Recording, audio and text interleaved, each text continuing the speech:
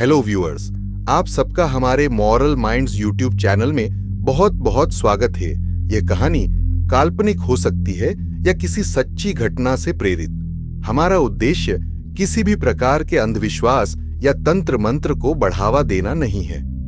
इस कहानी के जरिए हम किसी की धार्मिक या व्यक्तिगत आस्थाओं को ठेस पहुंचाना नहीं चाहते हैं। कहानी शुरू करने से पहले अगर आप हमारे चैनल पर नए हैं तो कृपया इसे सब्सक्राइब करें ताकि हमारी आने वाली सभी वीडियो आप तक आसानी से पहुंच सकें और हमसे आपका जुड़ाव बना रहे। तो चलिए अब हम आज की कहानी शुरू करते हैं। छोड़ दो, मुझे जाने दो। तुमने सब कुछ मुझसे छीन लिया है। अब और क्या चाहिए तुम्हें? जा, चली जा। देखो तो हमारी बहू को क्या हो गया है। मुझे लगता है कि इसकी मानसिक स्थिति पूरी तरह से बिगड़ चुकी है। इसे जल्द ही मानसिक रोगी अस्पताल में भेजकर इलाज करवाना होगा। दोस्तों, ये जो लड़की आप देख रहे हैं, आपको शायद यही लगे कि इसकी मानसिक स्थिति खराब हो चुकी है, परंतु इसके पीछे की असल वजह जानने के लिए हमें कहानी के पहले भाग में जाना होगा। देखो तो इसे, मैंने कितनी बार कहा था कि तू अपना चेहरा ढककर रखा कर, लेकिन इसे समझ कहां आता है। बार बार ऐसे ही घर से बाहर आ जाती है। ये सब इसकी मां का किया धरा है। उसकी मां तो जादू टोना करती है, वही कारण है कि उसकी बेटी ऐसी है। इन्हीं बातों को सुन सुनकर रिया बहुत परेशान हो चुकी थी। असल में उसकी मां माया के पति के निधन के बाद घर चलाने के लिए कभी कभी तांत्रिक क्रियाएं किया करती थीं ताकि अपनी और रिया की जिंदगी चल सके। इसी कारण गांव की महिलाएं माया से नफरत करती थीं। बचपन से ही रिया अपनी शक्ल सूरत को लेकर तानों का सामना करती रही थी। हालांकि इन सब के बावजूद अगर उसकी जिंदगी में कुछ खुशी थी तो वह सिर्फ आदित्य की वजह से थी। आदित्य, जो रिया के घर के सामने रहता था, दिखने में हष्ट-पुष्ट, आकर्षक और बलवान था। रिया बचपन से आदित्य से बहुत प्यार करती थी, पर उसने कभी यह बात आदित्य से नहीं कही थी। आदित्य तो बहुत आकर्षक है। पूरे गांव की लड़कियां उसे पसंद करती हैं। ये लड़कियां बार बार क्यों आदित्य के पास चिपकी रहती हैं? कहीं ये उसे अपने जाल में तो नहीं फंसा लें। मुझे आदित्य से अपनी बात कहनी ही होगी। रिया आदित्य के पास जाती है। जब आदित्य रिया की बातें सुनता है तो वह जोर जोर से हंसने लगता है। तुम कह रही हो कि तुम्हें मुझसे प्यार हो गया है? अच्छा, और तुम चाहती हो कि मैं तुमसे शादी कर लूं? तुम्हें ऐसा क्यों लगता है कि मैं तुमसे शादी करूंगा? तुमने कभी अपनी शक्ल देखी है? तुम्हें देखकर तो गांव के बच्चे भी डर जाते हैं। आदित्य की कड़ी बातें सुनकर रिया टूट जाती है और आंसुओं से भरी आंखों के साथ घर लौट जाती है। रिया खुद को मारने का प्रयास करती है, लेकिन तभी उसकी मां माया उसे रोकने के लिए दौड़ पड़ती है। माया, रिया, क्या हुआ बेटा? तुम ये क्या कर रही हो? रिया, मां, मुझे छोड़ दो, मुझे मर जाने दो। मैं इस शक्ल से तंग आ चुकी हूं। अब मैं जीना नहीं चाहती मां। मैं नहीं चाहती कि मैं जीऊं। माया, नहीं रिया, ऐसा नहीं कहो। मैंने हमेशा कहा था कि एक दिन लोग तेरी असलियत को समझेंगे। रिया रोते हुए, पर मां, ये सब झूठ है। अगर तुम्हारे पास सुंदरता नहीं हो तो लोग तुम्हारा मजाक उड़ाते हैं, तुमसे बात नहीं करते। मुझे नहीं जीना मां। माया अपनी बेटी के दुख में डूबकर परेशान हो जाती है। रो मत बेटा, अगर लोग तुम्हारी सूरत से खुश नहीं हैं तो हम इसे बदल सकते हैं। यह सुनकर रिया चौंक जाती है। क्या सच में मां? क्या ऐसा हो सकता है? माया, हां बेटा, मुझे एक तरीका पता है, लेकिन इसमें बहुत खतरा है। रिया, क्या है मां वह तरीका? माया, यह है चंद्रलिका पिशाचिनी। रिया, चंद्रलिका पिशाचिनी कौन है मां? माया, बेटा, यह वह देवी है जो तुम्हारी इच्छाएं पूरी कर सकती है, लेकिन इसे खुश करने के लिए कड़ी तपस्या करनी पड़ती है, और अगर तुम उसे प्रसन्न कर लेती हो तो वह हमेशा तुम्हारे साथ रहेगी। रिया, मुझे कोई परवाह नहीं है मां। मुझे बस चंद्रलिका पिशाचिनी को खुश करने का रास्ता बताओ। इसके बाद रिया और माया उस गांव को छोड़कर जंगल में एक छोटी सी कुटिया में रहने लगी ताकि गांव वालों को पता न चले। रिया ने चंद्रलिका पिशाचिनी को सिद्ध करने के लिए 11 दिन तक तपस्या की, बिना कुछ खाए पिए। इस तपस्या के बाद चंद्रलिका पिशाचिनी प्रकट हुई। वह बहुत सुंदर और शक्तिशाली लग रही थी। क्यों बुलाया है मुझे यहां? क्या चाहिए तुम्हें? चंद्रलिका पिशाचिनी को देखकर रिया मंत्रमुग्ध हो गई। वह ऐसी सुंदर थी कि मानो कोई अप्सरा धरती पर उतरी हो। मैं अपनी शक्ल से तंग आ चुकी हूं, मुझे भी आपके जैसे रूप चाहिए। ठीक है, लेकिन मुझे तुमसे 3 वचन चाहिए। वचन स्वीकार है। पहला वचन, मैं हमेशा तुम्हारे साथ रहूंगी, तुम्हारी हर चीज पर मेरा अधिकार होगा। दूसरा वचन, तुम कभी मेरी बातों को नजरअंदाज नहीं करोगी। तीसरा वचन, जब भी मुझे भूख लगेगी तुम मुझे मांस और मदिरा दोगी। इसके बदले मैं तुम्हें रूप, सौंदर्य, धन, प्रसिद्धि और सब कुछ दूंगी। मुझे तुमसे तीनों वचन स्वीकार हैं। चंद्रलिका पिशाचिनी हंसते हुए वहां से चली जाती है और रिया अपने घर लौटती है।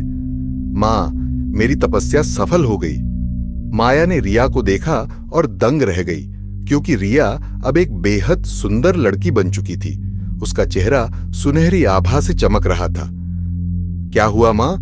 आप मुझे ऐसे क्यों देख रही हो? माया रिया को शीशे के सामने ले जाती है, जहां रिया खुद को देखकर हैरान रह जाती है। इतना सुंदर चेहरा, यह क्या सच में मेरा ही चेहरा है? अब मैं भी चंद्रलिका पिशाचिनी जैसी दिख रही हूं। लेकिन कहानी अभी खत्म नहीं हुई है। रिया के जीवन में एक और मोड़ आने वाला था, क्योंकि उसे अब भी जो चाहिए था वह अधूरा था, आदित्य का प्यार।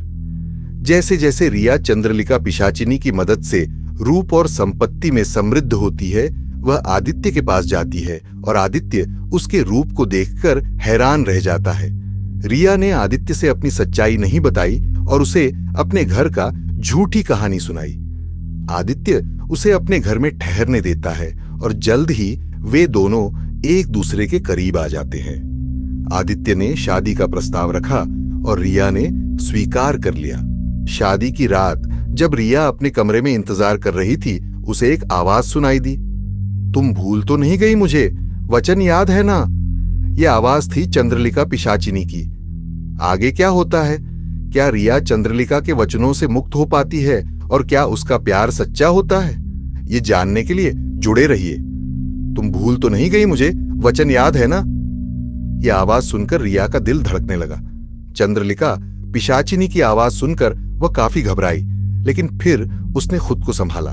वह सोचने लगी कि अब अगर उसे यह वचन याद रखने हैं तो उसे सब कुछ सही तरीके से करना होगा। रिया जानती थी कि वह अब चंद्रलिका के चंगुल से बाहर नहीं निकल सकती, क्योंकि अगर उसने वचन तोड़ा तो उसे बहुत बड़ी सजा मिल सकती थी। अभी तक रिया को लग रहा था कि उसने सब कुछ पा लिया है। आदित्य ने उसे पसंद किया, वह अब सुंदर हो गई थी और उसे हर चीज में सफलता मिल रही थी। लेकिन वह यह भूल गई थी कि किसी भी तरह की शक्ति और सौंदर्य के साथ एक जिम्मेदारी जुड़ी होती है और उसके द्वारा किए गए वचनों का पालन करना जरूरी था। रात के सन्नाटे में रिया के कमरे में अजीब सी ठंडी हवा का झोंका आया। दरवाजे के पास एक काला धुआं इकट्ठा होने लगा और कुछ ही पलों में चंद्रलिका पिशाचिनी का रूप सामने आ गया।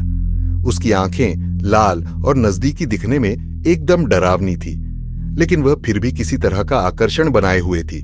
वह धीरे धीरे रिया के पास आई और उसकी आंखों में गहरी नजर डाली। क्या तुमने मुझे भूलने की कोशिश की है? चंद्रलिका ने कड़क आवाज में पूछा। रिया डरते हुए बोली, नहीं मां, मैंने तो कभी ऐसा नहीं सोचा। मैं हमेशा तुम्हारे वचनों का पालन करूंगी, जैसा तुमने कहा था। चंद्रलिका मुस्कुराई। तुम्हारे वचन में कोई कमजोरी नहीं होनी चाहिए रिया। अब तुम मेरी शक्ति से जुड़ी हो और तुम्हारा जीवन पूरी तरह से मेरे नियंत्रण में रहेगा। रिया डरते हुए बोल पाई, लेकिन मुझे आदित्य के साथ प्यार भी करना है। क्या मुझे यह सब छोड़ देना होगा? चंद्रलिका हंसी में डूबते हुए बोली, आदित्य से तुम्हारा प्यार अब मेरी शक्ति के साथ जुड़ जाएगा। तुम चाहे जितना चाहो उसे अपने पास रख सकती हो, लेकिन ध्यान रखना तुम्हें मेरे आदेशों का पालन करना होगा।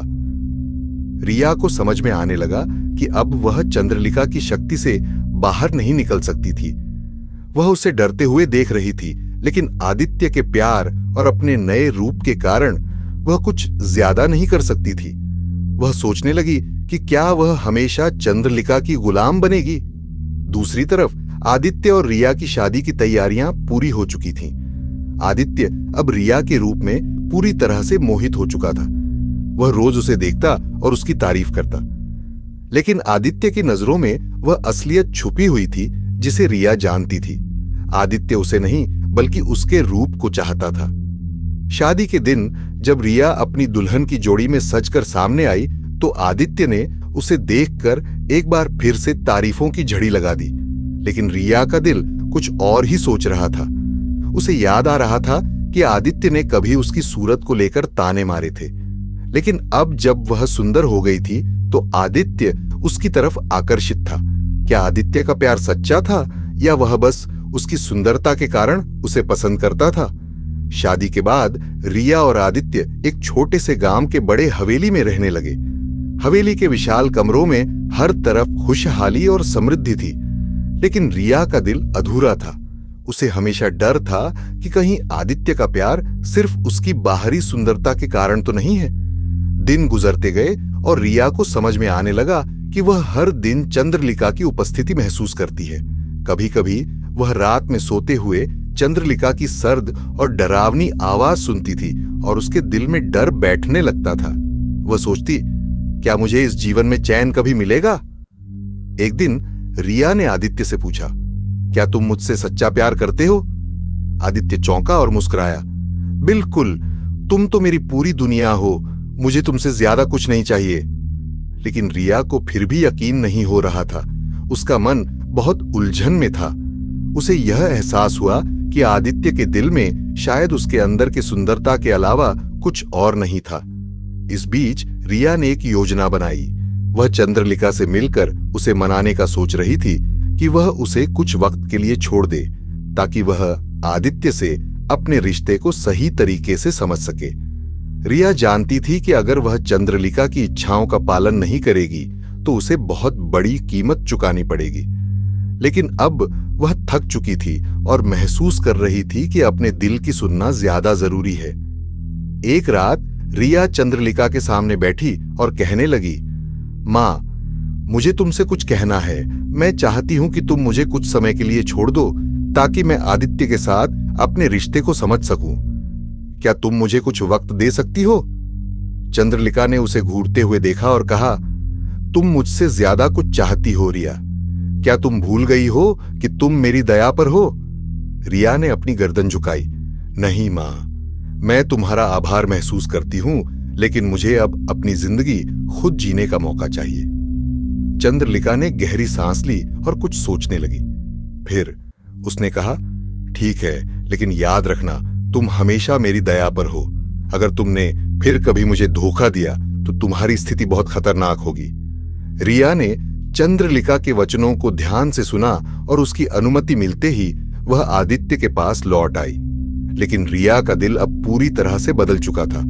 वह चाहती थी कि वह खुद अपने फैसले करे और आदित्य के साथ अपनी असल जिंदगी की शुरुआत करे, न कि किसी और के आदेशों पर। लेकिन अब भी उसके मन में एक डर था। क्या चंद्रलिका उसकी राह में फिर से आएगी? और क्या आदित्य उससे सच्चा प्यार करता है? यह सवाल उसकी जिंदगी में सबसे बड़ा बन चुका था और उसका जवाब उसे वक्त के साथ ही मिल पाएगा। क्या तुम सच में मुझे कभी छोड़ दोगी रिया? यह सवाल आदित्य ने रिया से तब पूछा जब वह दोनों एक दिन अपने कमरे में अकेले बैठे थे।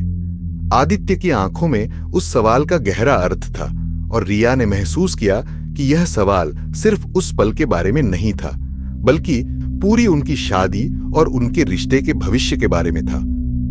रिया ने उसकी ओर देखा और फिर धीरे से कहा, मैं कभी तुम्हें छोड़ना नहीं चाहती आदित्य, लेकिन कभी कभी मुझे लगता है कि तुम मुझसे उस रूप को चाहते हो जो चंद्रलिका ने मुझे दिया है, न कि मुझे। आदित्य चौंका और तुरंत बोला, तुम्हें ऐसा क्यों लगता है? तुम मेरी दुनिया हो रिया। तुम्हारी सुंदरता या रूप मेरे लिए मायने नहीं रखते।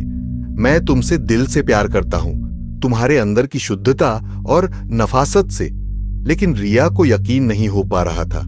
उसे याद था जब वह साधारण सी दिखती थी तब आदित्य ने उसे कभी तवज्जो नहीं दी थी, लेकिन अब जब वह सुंदर और आकर्षक बन गई थी तो वह उसे हर वक्त तारीफों से घेर देता था। क्या यह सच था कि आदित्य को सिर्फ उसकी सुंदरता ही आकर्षित करती थी, या फिर वह उसे सच्चे दिल से चाहता था? ये सवाल रिया के मन में गहरे छाए हुए थे। आदित्य की बातों के बावजूद रिया का मन अभी भी कहीं न कहीं चंद्रलिका के प्रभाव से जकड़ा हुआ था। वह जानती थी कि चंद्रलिका की छाया कभी भी उसकी जिंदगी में वापस आ सकती है। उसे इस बात का डर था कि चंद्रलिका की शक्ति से निकलने के बाद क्या वह अपनी जिंदगी को खुद से जी पाएगी। एक दिन रिया ने यह फैसला किया कि वह चंद्रलिका से मिलकर उसे पूरी तरह से चुनौती देगी। वह अब और उस पिशाचिनी की गुलाम नहीं बनना चाहती थी। रिया ने अपनी पुरानी ताकत और इच्छा शक्ति को जागृत किया और निश्चय किया कि अब वह अपना रास्ता खुद चुनेगी, चाहे इसके लिए उसे किसी भी कीमत पर संघर्ष करना पड़े। वह रात जब चंद्रलिका ने उसे अपने सामने बुलाया, रिया सशक्त महसूस कर रही थी। उसने सोचा, यह मेरा आखिरी मौका है, अब मैं खुद की ताकत को पहचानूंगी। चंद्रलिका का रूप पहले की तरह डरावना था। उसकी आंखें लाल और उसकी मुस्कान में एक गहरी छांव थी। उसने रिया को घूरते हुए कहा, तुम मेरी शक्ति से बाहर नहीं जा सकती रिया। तुम मेरे द्वारा दी गई शक्ति का हिस्सा हो और अब तुम मेरे बिना नहीं रह सकती। रिया ने गहरी सांस ली और कहा, नहीं मां, मैंने तुम्हारी शक्ति को स्वीकार किया था, लेकिन अब मुझे अपनी जिंदगी जीने का अधिकार चाहिए। मैं अब अपनी खुशियों का रास्ता खुद चुनना चाहती हूं। चंद्रलिका ने गुस्से में आकर रिया की ओर बढ़ते हुए कहा, तुम खुद को कैसे समझती हो रिया? तुम मेरे द्वारा दिए गए वचनों को तोड़ने की सोच रही हो। तुम मेरी शक्ति से खेल नहीं सकती। रिया ने एक बार फिर से ठान लिया और अपनी पूरी ताकत जुटाकर उसने चंद्रलिका की ओर देखते हुए कहा, मैं तुमसे डरती नहीं हूं मां, अब मैं तुम्हारी गुलाम नहीं हूं। चंद्रलिका ने एक भयंकर हंसी हंसते हुए कहा, तुम मुझे चुनौती दे रही हो रिया, तो देखो तुम्हारी यह चेष्टा तुम्हारी जिंदगी का सबसे बड़ा खामियाजा साबित होगी। अचानक एक भयंकर तूफान सा आ गया। हवेली में चारों ओर अंधेरा छा गया और चंद्रलिका का रूप और भी डरावना हो गया। उसकी आंखों से काले धब्बे बाहर निकलने लगे और हवा में एक गहरी गूंज सुनाई दी। रिया को समझ में आ गया कि अब अगर वह अपनी जिंदगी को बचाना चाहती है तो उसे अपने डर से पार पाना होगा। रिया ने खुद को संयमित किया और एक गहरी सांस ली। उसने मन ही मन कहा, मैं अपनी असलियत को जानना चाहती हूं, मैं अपनी ताकत को पहचानना चाहती हूं। अगर मुझे इस रास्ते पर आगे बढ़ना है तो मुझे खुद पर विश्वास करना होगा। रिया की आंखों में चमक थी और उसने एक कदम आगे बढ़ाया।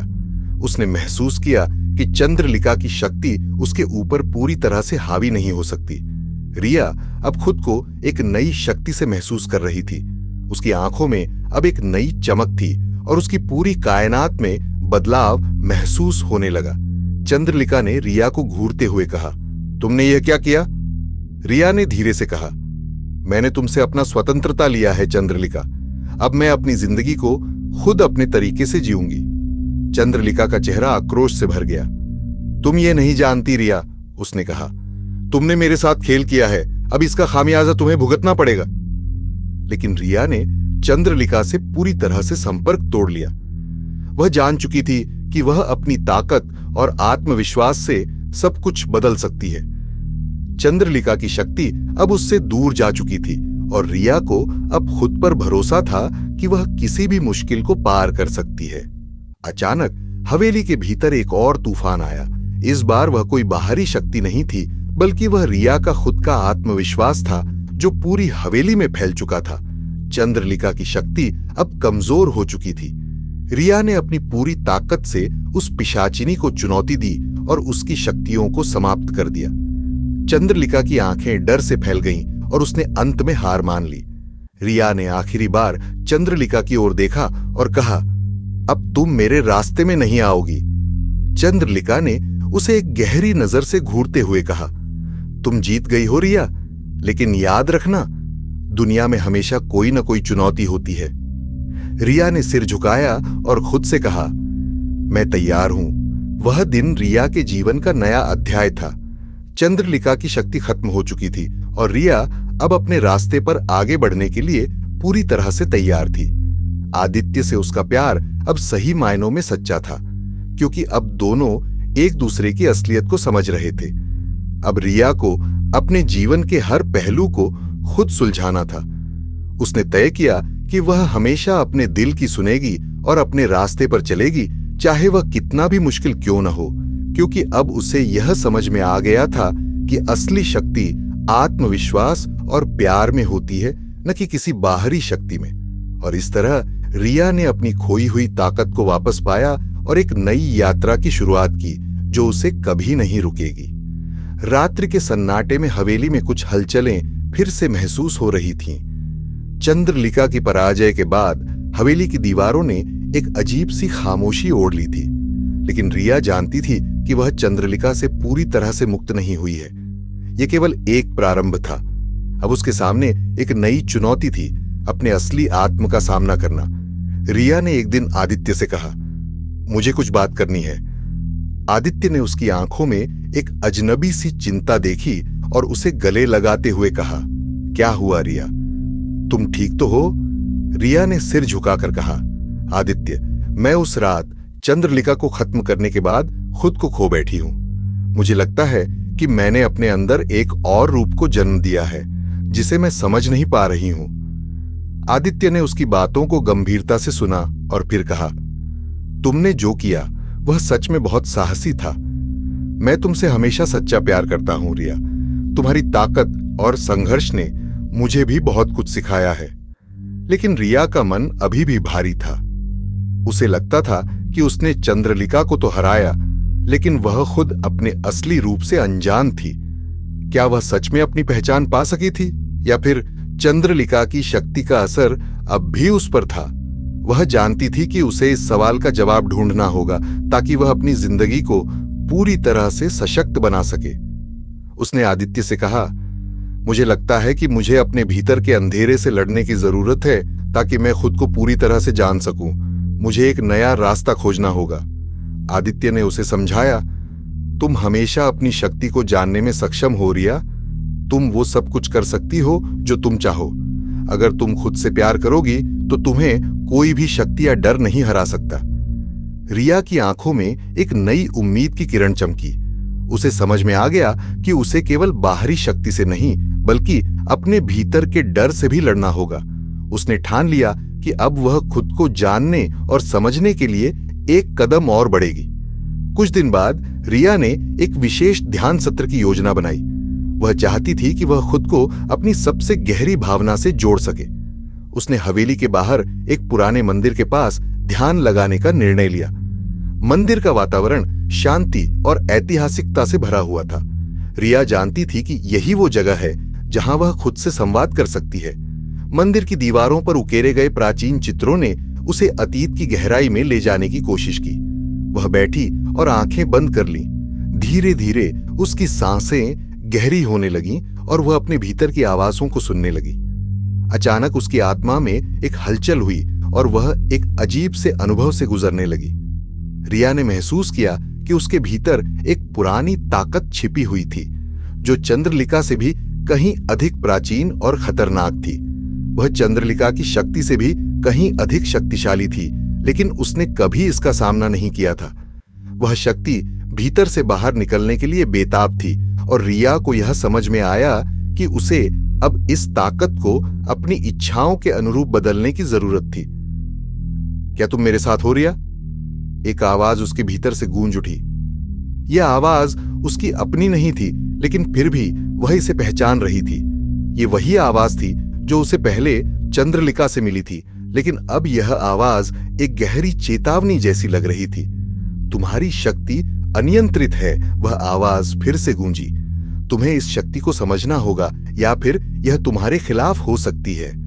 रिया ने अपनी आंखें खोलीं और भीतर गहरे उतरते हुए खुद से कहा, मैं इसे समझने की कोशिश करूंगी, लेकिन मैं इसे नियंत्रित करूंगी। वह महसूस कर रही थी कि उसकी यात्रा अब नई दिशा में जा रही थी। अब उसे केवल बाहरी दुनिया से नहीं बल्कि अपने भीतर के अंधेरे से भी निपटना था।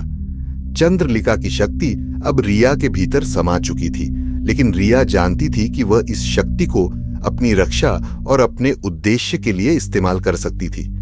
वह मंदिर से बाहर निकली और आदित्य के पास वापस आई।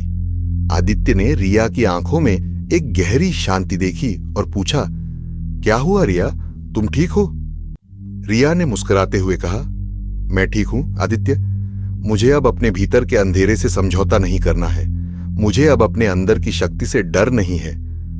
आदित्य ने उसकी बातों को समझा और कहा, तुम अपनी ताकत को जानने की दिशा में एक सही कदम बढ़ा रही हो।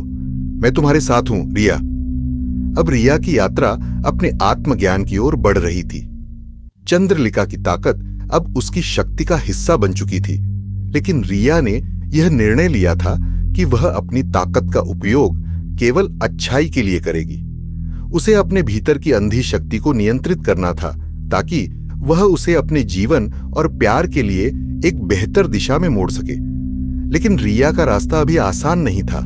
चंद्रलिका की शक्ति तो खत्म हो चुकी थी, लेकिन रिया के अंदर अभी भी एक छाया बाकी थी, जो कभी भी जाग सकती थी। उसे हर कदम पर सावधानी से चलना था और उसकी असली परीक्षा अब शुरू हो चुकी थी। यह कहानी तब तक जारी रहेगी जब तक रिया खुद को और अपने रास्ते को पूरी तरह से नहीं समझ लेती। लेकिन क्या रिया अपने डर और अपनी शक्ति का सही दिशा में उपयोग कर पाएगी? क्या वह अपने प्यार और अपनी जिंदगी को बचाने में सफल होगी? यह सभी सवाल सिर्फ समय के साथ ही सुलझेंगे।